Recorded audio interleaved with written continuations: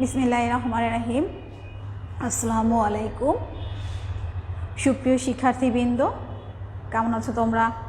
আশা করছি আল্লাহর অশেষ রহমতে ঘরে আছো, সুস্থ আছো এবং নিরাপদে আছো।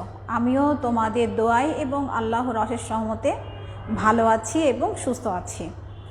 ন্যাশনাল কলেজের অনলাইন ভিত্তিক শ্রেণী শিক্ষা কার্যক্রমের ধারাবাহিকতায় দ্বাদশ শ্রেণীর শিক্ষার্থীদের আমি আজকের বাংলা লাইভ ক্লাসে স্বাগত জানাচ্ছি। দ্বাদশ শ্রেণীর শিক্ষার্থীরা, তোমরা বরাবরের মতোই আমার সাথে বাংলা মূল বই, খাতা এবং কলম নিয়ে তৈরি হয়ে যাও। আজকে আমার পাঠদানের যে বিষয়টা সেটা হচ্ছে একটি প্রবন্ধ। আমরা জানি যে একজন মহিয়সী নারী এবং বাঙালি নারী জাগরণের অগ্রদূত তিনি হচ্ছেন বেগম রোকেয়া সাখাওয়াত হোসেন। অর্থাৎ রোকেয়া সাখাওয়াত হোসেনের লেখা একটি প্রবন্ধ, সেটি হচ্ছে চাষার দুঃখ। এই প্রবন্ধটাই আজকে তোমাদের সাথে এই প্রবন্ধটা নিয়ে আলোচনা করব। তো এই প্রবন্ধের আলোকে আজকে আমার যে ক্লাসটা সেটা হচ্ছে আজকে তোমাদের সাথে প্রথম পর্ব, অর্থাৎ এই ক্লাসটাকে আমি দুটো অংশে ভাগ করে নিয়েছি। আজকে তোমাদের সাথে এটা আলোচনায় প্রথম পর্ব। আচ্ছা শিক্ষার্থীরা, এই ক্লাসটা হচ্ছে প্রথম পর্ব, অর্থাৎ প্রথম ক্লাস এই চাষার দুঃখ প্রবন্ধের আলোকে। আচ্ছা, তার আগে আমরা একটু জানি যে রোকেয়া সাখাওয়াত হোসেন সম্বন্ধে আমাদের কিছু জানা দরকার। যে ওনার জন্ম কবে? ওনার জন্ম হচ্ছে 1880 খ্রিস্টাব্দে, মৃত্যু হচ্ছে 1932 খ্রিস্টাব্দে। আচ্ছা, আর শিক্ষা জীবন হচ্ছে উনি প্রাতিষ্ঠানিক শিক্ষা লাভের সুযোগ পাননি, কিন্তু উনি ওনার স্বামী এবং বড় ভাইয়ের সাহায্যে এবং নিজের চেষ্টায় উনি শিক্ষা লাভ করেছেন এবং সাহিত্য সাধনা করেছেন এবং সাহিত্য চর্চা করেছেন এবং নারী শিক্ষার এবং নারীদের শিক্ষার ক্ষেত্রে উনি অগ্রণী ভূমিকা পালন করেছেন। আচ্ছা, ওনার যে সাহিত্যকর্ম আছে যেমন মতিচুর, সুলতানার স্বপ্ন, পদ্মরাগ এবং অবরোধ বাসিনী, ওনার বিশেষ যে কৃতিত্ব সেটা হচ্ছে উনি নারী জাগরণের অগ্রদূত। ওনাকে নারী জাগরণের অগ্রদূত বলা হয়। তো শিক্ষার্থীরা, মূল ক্লাসে যাওয়ার আগে তোমাদের কাছে যে বিষয়টা জানতে চাচ্ছি সেটা হচ্ছে যে আমার কথা তোমরা শুনতে পাচ্ছ কি না এবং বোর্ডটা ঠিক মতন দেখতে পাচ্ছ কি না, একটু কমেন্টসের মাধ্যমে আমাকে তোমরা জানিয়ে দাও। তো আমি একটু দেখি যে আমার কথা তোমরা শুনতে পাচ্ছ কি না। হ্যাঁ, একজন যুক্ত হয়েছো আমি দেখতে পাচ্ছি যে এই মুহূর্তে আমাদের সাথে, অর্থাৎ আমার সাথে একজন ক্লাসে যুক্ত হয়েছো, তো তাকে অজস্র ধন্যবাদ। তো নারী জাগরণের অগ্রদূত বলা হয় বেগম রোকেয়া সাখাওয়াত হোসেনকে। আচ্ছা, ওনার জন্মটার একটা বিষয় আছে যেটা হচ্ছে ওনার হলো জেলা হচ্ছে রংপুর, থানা মিঠাপুকুর আর গ্রাম হচ্ছে পায়রাবন। ওনার জন্মের জেলা রংপুর, থানা মিঠাপুকুর এবং গ্রাম হলো পায়রাবন্দ এটা আমাদেরকে মনে রাখতে হবে। ওনার গ্রাম হচ্ছে পায়রাবন্দ। আচ্ছা, তাহলে এই হচ্ছে খুবই সংক্ষেপে আমি ওনার জীবনী সম্পর্কে বললাম। যেটুকু আছে তোমরা বইয়ে ইতিমধ্যেও পড়েছ। আর যে বিষয়টা হচ্ছে চাষার দুঃখ প্রবন্ধের মূল, যে দুঃখ মানে কি? দুঃখ মানে হচ্ছে দুঃখ, দুর্দশা, কষ্ট, হতাশা ইত্যাদি। তো বেগম রোকেয়া সাখাওয়াত হোসেন নারীদের শিক্ষার জন্য যেমন অগ্রণী ভূমিকা পালন করেছিলেন, অর্থাৎ উনি নারীদের শিক্ষা এবং মুসলিম নারীদের শিক্ষার জন্য উনি সেই গৃহবন্দী অবস্থায় থেকেও, তৎকালীন সমাজে পর্দা প্রথার মধ্যে থেকেও কিন্তু উনি নারীদেরকে শিক্ষা লাভের জন্য এবং নারীদের জ্ঞান চর্চার জন্য উনি অগ্রণী ভূমিকা পালন করেছেন। তো সেরকম তিনি একইভাবে কৃষকদের, অর্থাৎ কৃষকরা যে সমাজের মেরুদণ্ড, কৃষকদেরকে সমাজের মেরুদণ্ড বলা হয়ে থাকে এবং কৃষকদের যে দুঃখ দুর্দশা এবং কৃষকদের যে দারিদ্রতা, কৃষকদের যে কষ্ট এবং কৃষকদের যে বঞ্চনা, অর্থাৎ কৃষকদের যে বঞ্চনার মর্মন্তুদ দলিল ও বঞ্চনা যে করুণ ইতিহাস, সেটাই তিনি তার প্রবন্ধ চাষার দুঃখ এর মাধ্যমে তুলে ধরেছেন।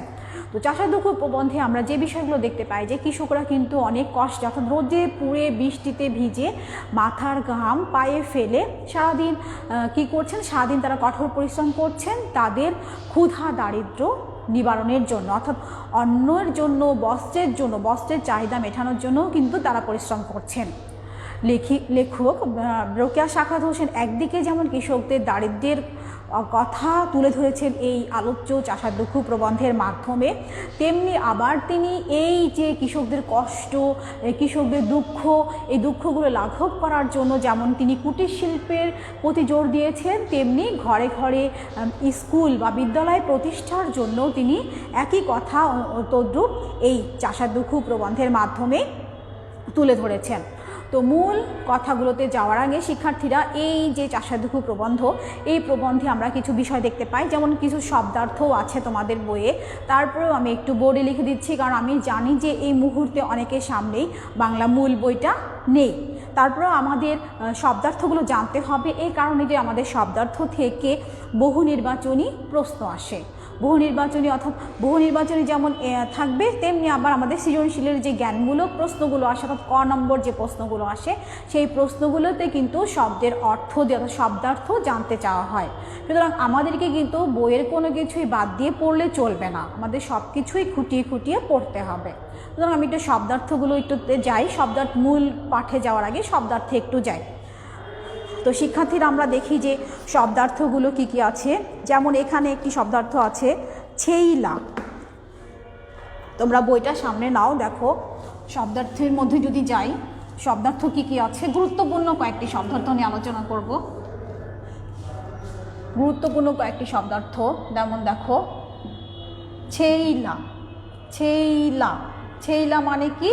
ছেইলা মানে হচ্ছে ছেলে, ছেলা মানে হচ্ছে ছেলে। তারপর আর কি আছে?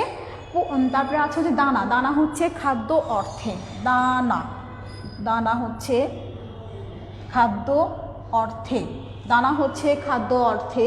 তারপর আর কি আছে? অভ্রভেদী। অভ্র অর্থ আকাশ, অভ্রভেদী, অভ্রভেদী। আচ্ছা, এখানে দেখো যে অভ্র মানে কি? অভ্র অর্থ আকাশ। আচ্ছা, আকাশকে ভেদ করে যা, অর্থাৎ অভ্র অর্থ আকাশ, অভ্র অর্থ আকাশ, আর আকাশ বা মেঘ ভেদকারী হচ্ছে অভ্রভেদী। আচ্ছা, ট্রামওয়ে। ট্রামওয়ে হচ্ছে ট্রাম চলাচলের রাস্তা, ট্রামওয়ে, ট্রাম চলাচলের রাস্তা, ট্রাম চলাচলের রাস্তা। আচ্ছা, ট্রাম জিনিসটা হচ্ছে যেটা হলো ট্রেন থেকে ছোট এবং বাসের থেকে বড়, সেটাই হচ্ছে ট্রাম। হ্যাঁ, এটা হচ্ছে আমাদের দেশে নেই, কিন্তু এটা হচ্ছে কলকাতাতে আছে এই ট্রামটা। আর ট্রাম হচ্ছে ট্রাম চলাচলের রাস্তা। আচ্ছা দেখো, বায়োস্কোপ। বায়োস্কোপ হচ্ছে ছায়া ছবি। বায়োস্কোপ, বায়োস্কোপ কি? ছায়া ছবি বা সিনেমা। ছায়াছবি বা সিনেমা হচ্ছে বায়োস্কোপ। ছায়াছবি বা সিনেমা হচ্ছে বায়োস্কোপ। আরেকটা জিনিস দেখো, কৌপিন। কৌপিন, কৌপিন শব্দের অর্থ হচ্ছে,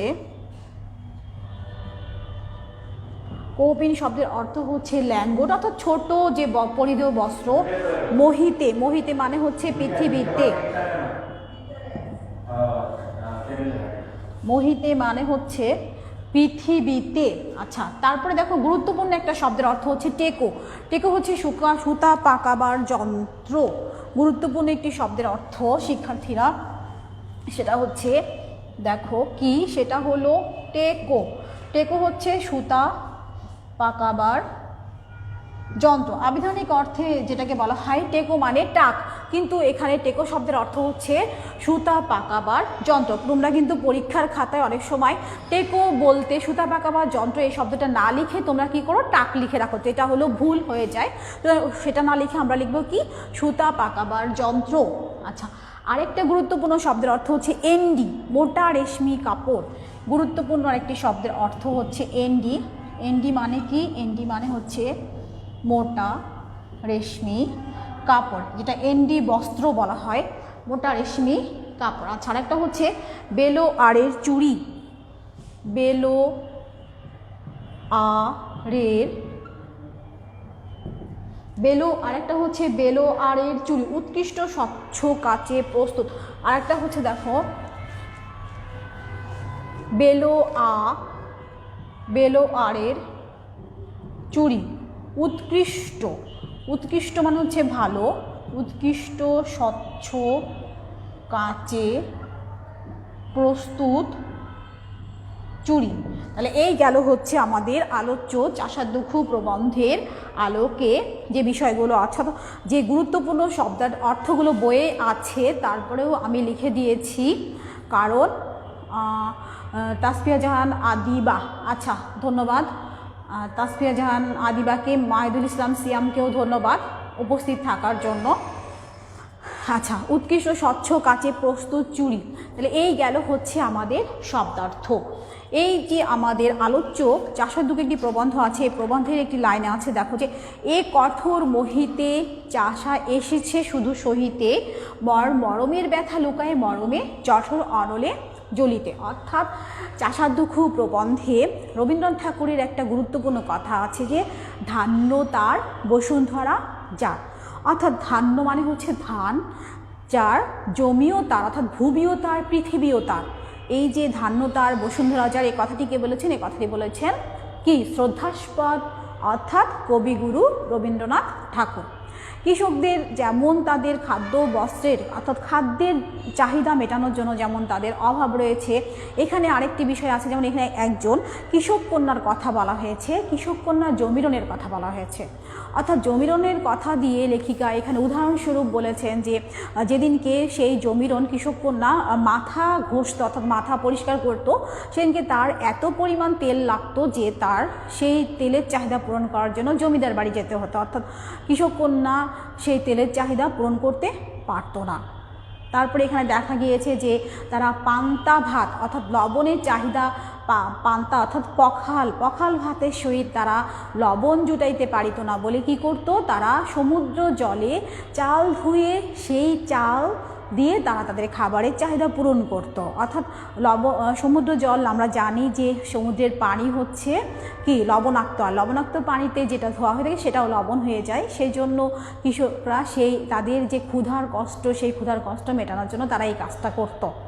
তারপর আমরা আরও দেখতে পেয়েছি যে এই প্রবন্ধে আরও কী দিয়েছেন, লেখিকা উল্লেখ করেছেন যে তাদের খাবারের চাহিদা মেটানোর জন্য তারা কিন্তু শাক, লাউ শাক বা এরকম শাক পাতা খেয়ে তারা তাদের জীবিকা নির্বাহ করত।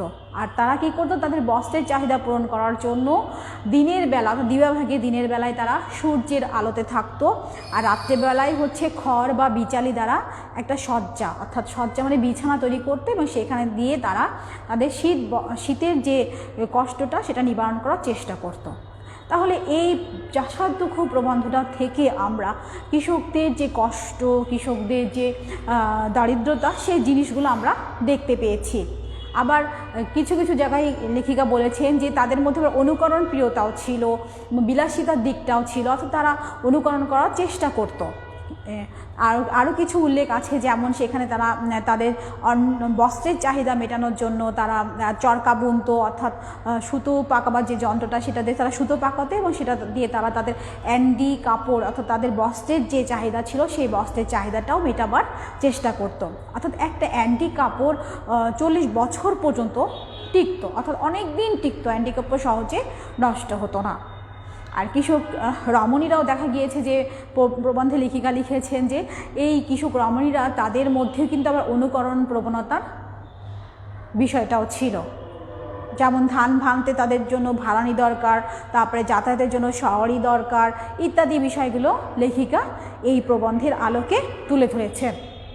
একদিকে যেমন তিনি এই প্রবন্ধের মধ্যে কৃষকদের দারিদ্রতার বিষয় তুলে ধরেছেন, অন্যদিকে তেমনি তিনি এই দারিদ্রতা থেকে কৃষকরা যাতে তাদের যে দুঃখ, তাদের যে কষ্ট, অর্থাৎ তারা সারাদিন রোদে পড়ে বৃষ্টিতে ভিজে তাদের ফসল উৎপাদন করছে, কিন্তু এই ফসলের যে ন্যায্য দাম অর্থাৎ সেটা কিন্তু তারা পাচ্ছে না, কারণ বিভিন্ন প্রকার হাত বদল হওয়ার ফলে তারা তাদের সেই অর্থটা, আসল যে অর্থটা তারা পাবে সেই অর্থটা থেকে কিন্তু তারা বঞ্চিত হচ্ছেন। কারণ তারা যাদের কাছে বিক্রি করছে সেখান থেকে আবার আরেকজনের কাছে যাচ্ছে, আরেকজন থেকে আরেকজনের কাছে যাচ্ছে, এভাবেই যাচ্ছে, কিন্তু তারা তাদের ন্যায্য যে পাওনা অর্থাৎ ন্যায্য যে মূল্য সেটা কিন্তু তারা সঠিকভাবে পাচ্ছেন না। লেখিকা এই প্রবন্ধে চটকল এবং পাটকলের যে শ্রমিক আছে সেই শ্রমিকদের কথাও তুলে ধরেছেন। অর্থাৎ তারা কষ্ট করে কিন্তু বস্ত্র তৈরি করছে বা করছেন, কিন্তু সেখান থেকে তাদের যে মজুরি বা তাদের যে মাসোহারা, সেই মাসোহারাগুলোও কিন্তু তারা ঠিক মতন পাচ্ছেন না। অর্থাৎ চাষার দুঃখ প্রবন্ধটা রোকেয়া সাখাওয়াত হোসেনের চাষিদের যে কষ্ট দুঃখ দুর্দশার একটা মর্মন্তুদ দলিল বলা যেতে পারে। উনি একদিকে যেমন চাষাদের কষ্টের কথা তুলে ধরেছেন, অন্যদিকে তেমনি তাদের দুঃখ লাঘবের জন্য যে বিষয়ে, অর্থাৎ দুঃখ লাঘবের জন্য চাষাদের যে চেষ্টা বা যে পরিশ্রম করার দরকার, অর্থাৎ ঘরে ঘরে বলেছেন যে স্কুল তৈরি করার কথা বলেছেন এবং তাদেরকে বলেছেন কুটির শিল্প বিলুপ্ত হওয়ার কারণেই কিন্তু অনেক দারিদ্রতা দেখা দিয়েছে। সুতরাং কুটির শিল্পগুলো পুনরুদ্ধারের জন্য তিনি তাগিদ দিয়েছেন। মূলত আলোচ্য চাষার দুঃখ প্রবন্ধের যে বিষয়টা, সেই বিষয়টাই কিন্তু এই যে আমি কথাগুলো বললাম, এই কথাগুলোর মাধ্যমেই উঠে এসেছে। তো শিক্ষার্থীরা, আমরা আরেকটু বোর্ডে যাই। আরেকটু বোর্ডে গিয়ে দেখি যে এই যে চাষার দুঃখ প্রবন্ধটা, এই চাষার দুঃখ প্রবন্ধটা কোথা থেকে নেওয়া হয়েছে। এই চাষার দুঃখ প্রবন্ধটা বাংলা একাডেমি প্রকাশিত রোকেয়া রচনাবলী থেকে নেওয়া হয়েছে। আমাদের জানতে হবে যে চাষার দুঃখ প্রবন্ধটা কোথা থেকে নেওয়া হয়েছে। বাংলা একাডেমি থেকে প্রকাশিত উৎস, অর্থাৎ চাষার দুঃখ প্রবন্ধটার উৎস কি, কোথা থেকে নেওয়া হয়েছে। বাংলা একাডেমি থেকে প্রকাশিত রোকেয়া রচনাবলী থেকে নেওয়া হয়েছে। আচ্ছা, আর এই যে রূপ শ্রেণী, অর্থাৎ এই যে প্রবন্ধটা, এই প্রবন্ধটার ভাষারীতি হচ্ছে সাধু ভাষায় রচিত, অর্থাৎ এই চাষার দুঃখ প্রবন্ধটা সাধু ভাষায় রচিত। আচ্ছা, বেগম রোকেয়া একদিকে যেমন সভ্যতার বিকাশের জন্য যে বিষয়গুলো সভ্যতার বিকাশে সেটা যেমন তুলে ধরেছেন, তেমনি তিনি যেমন নারী জাগরণের প্রতি তাগিদ দিয়েছেন, ঠিক তেমনি একইভাবে কৃষকদের, অর্থাৎ কৃষকরা যাতে তাদের দারিদ্র্যের যে কষাঘাতে যে জর্জরিত তাদের যে জীবন, সেই জীবন থেকে তারা যারা উঠে আসতে পারে এবং ভালোভাবে বেঁচে থাকতে পারে, সেই বিষয়টার প্রতিও উনি তাগিদ দিয়েছেন এই আলোচ্য চাষার দুঃখ প্রবন্ধের মাধ্যমে। আচ্ছা, ওয়ালাইকুম আসসালাম রিমা আফরিন, ওয়ালাইকুম আসসালাম। আচ্ছা, আরেকটা বিষয় যে আমি লক্ষ্য করি যে যারা দ্বিতীয় বর্ষের শিক্ষার্থী, অর্থাৎ দ্বিতীয় বর্ষের ক্লাস যেহেতু হচ্ছে, দ্বিতীয় বর্ষের শিক্ষার্থী, তোমাদের একটা জিনিস দেখি যে তোমরা কিন্তু বাংলা ক্লাসগুলো ঠিক মতন দেখো না। অর্থাৎ তোমরা বাংলা লাইভ ক্লাসে কিন্তু তোমরা নিয়মিত থাকছো না। তোমরা কি রুটিনটা জানো না? যদি কেউ রুটিনটা ঠিক মতন না জানো যে বাংলা ক্লাসগুলো কখন হয়, তাহলে তোমরা আমাদের কলেজ পেজ থেকে অবশ্যই রুটিনটা সংগ্রহ করবে এবং বাংলা ক্লাসে নিয়মিত অংশগ্রহণ করবে। আর তোমাদের অংশগ্রহণের মাধ্যমেই কিন্তু লাইভ ক্লাসগুলো প্রাণবন্ত হয়ে উঠবে। সুতরাং আমি চাচ্ছি যে আমি দেখি যে প্রায় সময়ই তোমরা বাংলা ক্লাসগুলোতে অংশগ্রহণ করো না, কিন্তু এটা ঠিক না। বাংলা আমাদের মাতৃভাষা, আর এই ভাষার জন্য যে কতটা ত্যাগ তিতিক্ষা সহ্য করতে হয়েছে সেটা তো আমরা সবাই কম বেশি জানি। সুতরাং আমি চাইবো যে বাংলা একটা আবশ্যিক বিষয় হিসাবে তোমরা অবশ্যই, শুধু যে বাংলা আমরা পড়ার জন্য বা পাশ করার জন্য পড়ছি তা না, আমাদের জানতে হবে, বাংলা আমরা কথা বলি, আমাদেরকে জানতে হবে। সুতরাং আমি চাইবো যে বাংলা ক্লাসে, বাংলা প্রত্যেকটা, অর্থাৎ আমাদের 3 জন যে আমরা শিক্ষক আছি, আমাদের 3 জনের ক্লাসে তোমরা উপস্থিত থাকবে। আমি প্রায় লক্ষ্য করি যে তোমরা কিন্তু বাংলা ক্লাসগুলো ঠিক মতন দেখো না। আমি আশা করব বাংলা ক্লাসে উপস্থিত থাকবে এবং বাংলা ক্লাসে তোমাদের যে মূল যে বোর্ড বই, সেই বোর্ড বইটা, খাতা কলম সব কিছু নিয়ে তোমরা উপস্থিত থাকবে। তো শিক্ষার্থীরা দেখো যে এই যে বিষয়টা, অর্থাৎ এই চাষার দুঃখ মানে কি? চাষার দুঃখ মানে হচ্ছে চাষাদের দুঃখ, চাষাদের দুঃখ সেই বিষয়টাকে হচ্ছে তুলে ধরেছেন। অর্থাৎ চাষাদের দুঃখ, চাষাদের যে কষ্ট, সেই দুঃখ কষ্ট থেকে চাষাদেরকে কীভাবে পরিত্রাণ করানো যায় বা চাষাদেরকে কীভাবে সেখান থেকে ভালোভাবে জীবনযাপনের পথ বাতলে দেওয়া যায়, সে বিষয়টাই কিন্তু তিনি তুলে ধরেছেন। যে তার মতে যে জেলায় জেলায় পাটের চাষ কম করে তার পরিবর্তে কার্পাসের চাষ প্রচুর পরিমাণে হওয়া প্রয়োজন, বা চরকা এবং অ্যান্ডি সুতার প্রচলন বেশি পরিমাণে হওয়া দরকার, এই বিষয়গুলো কিন্তু বেগম রোকেয়া তুলে ধরেছেন। আমরা জানি যে আমরা জানি চাষারা চাষারাদেরকে বলা হয় কি, চাষারা হচ্ছে সমাজের মেরুদণ্ড বলা হয়ে থাকে।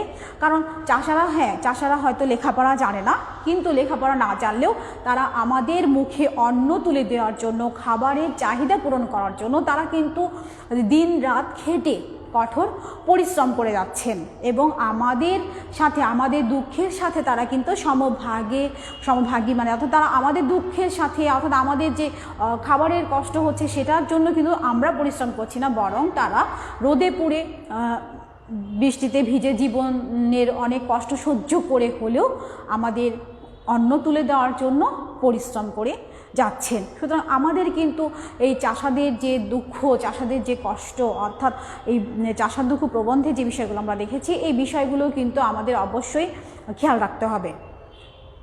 অর্থাৎ চাষাদের সেই অর্থনৈতিক চালিকা শক্তি হিসাবেই কিন্তু তারা যথেষ্ট ভূমিকা পালন করে যাচ্ছে। এমনকি দেশের বৈদেশিক মুদ্রা অর্জনের ক্ষেত্রেও কিন্তু তারা গুরুত্বপূর্ণ ভূমিকা পালন করে যাচ্ছেন। অর্থাৎ তাদের অর্জিত ফসল যেগুলো হয়, যেগুলো বিদেশে রপ্তানি করা হয়, বিদেশে রপ্তানি করে যে আয় হয়, সেই বিষয়গুলোও আমাদের খেয়াল রাখতে হবে। এবং আমাদের কুটির শিল্পর যে পুনরুদ্ধারের কথা লেখিকা জোর দিয়েছেন, সে বিষয়টাও লক্ষ্য রাখতে হবে। কারণ কুটির শিল্পগুলো যদি চালু থাকে তাহলে কিন্তু কৃষকদের দুঃখ কষ্ট বা দুর্দশাটা অনেকাংশে লাঘব হয়ে থাকে। তো শিক্ষার্থীরা, এইখানে যে আরও কিছু বিষয় আমরা লক্ষ্য করতে পারি, যেমন দেখো যে চাষাই সমাজের, এখানে তোমাদের গুরুত্বপূর্ণ একটা লাইন আছে যে চাষাই সমাজের মেরুদণ্ড ব্যাখ্যার জন্য আসতে পারে।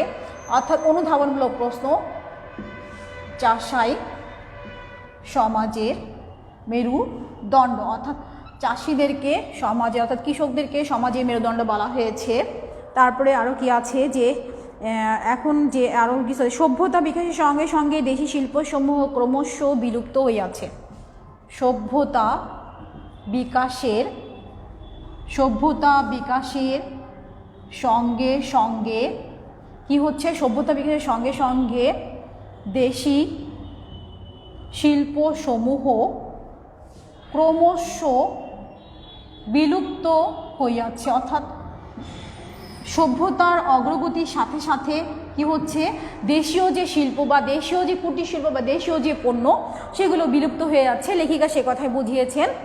তারপর আরও একটি প্রশ্ন হতে পারে যে গ্রামে গ্রামে পাঠশালা আর ঘরে ঘরে চরকা ও টেকো হইলে চাষার দারিদ্র্য ঘুচিবে। গ্রামে গ্রামে পাঠশালা আর গ্রামে গ্রামে পাঠশালা আর ঘরে ঘরে চরকা আর ঘরে ঘরে চরকা ও টেকো হইলে কৃষকদের দারিদ্র্য ঘুচিবে। অর্থাৎ গ্রামে গ্রামে যদি চরকা এবং টেকো, টেকো হচ্ছে সুতা পাকাবার যন্ত্র, অর্থাৎ এগুলো যদি থাকে তাহলে কৃষকদের যে কষ্ট বা কৃষকদের যে দারিদ্রতা আছে সেটা অবশ্যই দূর হবে। শিক্ষার্থীরা, আমরা তাহলে লক্ষ্য করি যে এই যে তিনটি বিষয়, অর্থাৎ দেখো যে এখানে তিনটি বিষয় আছে যে চাষাই সমাজের মেরুদণ্ড, অর্থাৎ চাষাদেরকে সমাজের মেরুদণ্ড বলা হয়েছে, এটা আমরা জানি। কারণ চাষারা না হলে আমাদের ক্ষুধা যে অন্ন যে চাহিদা, সেটা কিন্তু আমাদের কখনোই পূরণ হতো না। সভ্যতা বিকাশের সঙ্গে সঙ্গে দেশি শিল্পসমূহ ক্রমশ বিলুপ্ত হইয়াছে। আচ্ছা, সভ্যতা বিকাশের সঙ্গে সঙ্গে দেশি শিল্পসমূহ ক্রমশ বিলুপ্ত হইয়াছে, কারণ দেশি শিল্পসমূহ বলতে এখানে অ্যান্ডি কাপড়ের কথাও বলা হয়েছে। তারপরে এখানে আরও যে বিষয়গুলো আছে, যেমন কুটির শিল্পের কথা বলা হয়েছে, যে একসময় গ্রামের রমণীরা কী করতো, হেসে খেলে জীবনযাপন করতো। তারা এক বাড়ি আরেক বাড়ি বেড়াতে যাওয়ার সময় তারা হাতে কি করতো, চরকা নিয়ে তারা যেত। অর্থাৎ তারা যেমন গল্পগুজব করতো, গল্পগুজবের সাথে সাথে কিন্তু তারা তাদের হাতের যে কাজগুলো, অর্থাৎ তারা কুটির শিল্পও তৈরি করতো, গল্প করতো এবং হাসি আনন্দের মাধ্যমে তারা তাদের জীবনযাপন করতো। আমরা সাধারণত জানি যে আমাদের যে নকশিকাঁথা আছে, এই নকশিকাঁথার মধ্যে কি গ্রামীণ নারীদের জীবনে সুখ দুঃখ হাসি কান্না সব কিছুই কিন্তু ফুটিয়ে তোলেন তাদের কি সূচিকর্মের মাধ্যমে। ঠিক তেমনি হচ্ছে যে দেশি শিল্পসমূহ যে বিলুপ্ত হয়ে গেছে, বিলুপ্ত হওয়ার কারণে কিন্তু কৃষকরা আজ দারিদ্র জীবনযাপন করছে। তারপরে গ্রামে গ্রামে পাঠশালা আর ঘরে ঘরে চরকা ও টেকো হইলে কৃষকদের দারিদ্র ঘুচিবে। হ্যাঁ, গ্রামে গ্রামে পাঠশালা অর্থাৎ শিক্ষার যে আলো, শিক্ষার আলো যদি কৃষকদের মাঝে ছড়িয়ে দেওয়া হয় এবং তারা যদি শিক্ষা লাভ করতে পারে এবং তারা তাদের যে টেকো অর্থাৎ সুতা পাকাবার যন্ত্র এবং সেটা দিয়ে তারা যদি তাদের বস্ত্র তৈরি করে, তাহলে সেখানে হচ্ছে তাদের বস্ত্রের যে চাহিদা আছে সেই চাহিদাটাও পূরণ হয়ে যাবে এবং তাদের কষ্ট অনেকাংশে লাঘব হয়ে যাবে। আর সেই ক্ষেত্রে কি হবে, সেই ক্ষেত্রে কৃষকদের যে কষ্ট, কৃষকদের যে দুঃখ সেটা দূর হবে। তো শিক্ষার্থীরা, এই যে চাষা দুঃখ প্রবন্ধটা, এই চাষা দুঃখ প্রবন্ধের মাধ্যমে আমরা একদিকে যেরকম প্রবন্ধটার মধ্যে দেখেছি যে কৃষকদের দুঃখের কথাও আছে, আবার তেমনি তারা কিভাবে সেই দুঃখ থেকে তাদের যে কষ্ট থেকে পরিত্রাণ পেতে পারে সে উপায়টাও লেখিকা বাতলিয়ে দিয়েছেন, অর্থাৎ সেই উপায়টাও উনি বলে দিয়েছেন। তো শিক্ষার্থীরা, আজকে তোমাদের সাথে আমার ক্লাস এ পর্যন্তই। আর আগামী ক্লাসে কিছু তোমাদের এটা অনুধাবনমূলক প্রশ্ন নিয়ে আলোচনা করব এবং জ্ঞানমূলক প্রশ্ন নিয়ে আলোচনা করব। আশা করি তোমরা এই প্রবন্ধটা একবার তোমাদের শুধু বললাম, অনেকবার বলছি না, শুধু একবার পড়তে বলছি, একবার তোমরা পড়ে আসবে। আর আগামী ক্লাসে তোমাদের সাথে আবার আমার দেখা হবে। সেই পর্যন্ত তোমরা ভালো থাকো, সুস্থ থাকো, তোমাদের জন্য অশেষ দোয়া এবং শুভকামনা থাকলো। আর লেখাপড়া করো, লেখাপড়া অবশ্যই আমাদের সকলকে করতে হবে। শুধু শুধু বসে বসে সময় নষ্ট করলে চলবে না, কারণ যে সময়টা একবার চলে যায় সেটা আর ফেরত আসে না। সুতরাং তোমাদের জন্য আমার দোয়া থাকলো, ভালো থেকো, সুস্থ থেকো। আজকের তোমাদের সাথে ক্লাস এই পর্যন্তই। আল্লাহ হাফেজ।